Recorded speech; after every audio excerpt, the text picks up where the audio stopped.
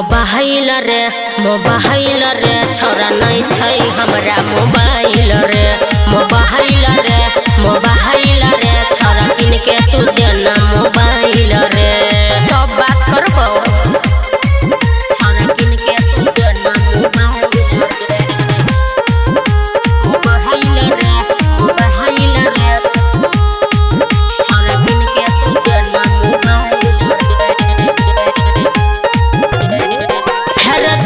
mobile करबौ बात रे प्यार करबौ तोरे हम साथ रे बुझलिही ना हर देबे मोबाइल त करबौ बात रे प्यार करबौ तोरे हम साथ रे कहीं मोबाइल के देबे बोतल कहीं करबे नहीं हमारा कॉल कहीं मोबाइल के देबे बोतल कहीं करबे नहीं हमारा कॉल पहिले मिले तू आना मोबाइल रे छोरा नहीं छै हमरा मोबाइल रे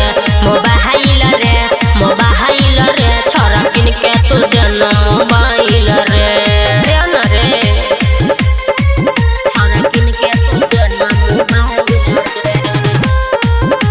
मोबाइल रे छोरा किन के तू देना मोबाइल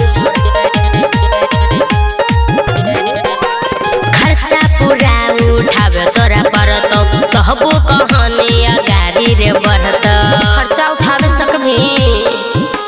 खर्चा पूरा रे उठावे तोरा परत कहबो सुमन सोना गाड़ी रे बढ़त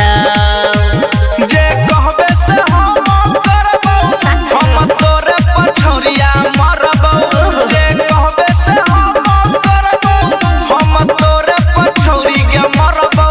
संजीत पवन के दहिया समाई लगे अच्छा बेचारा मोबाइल रे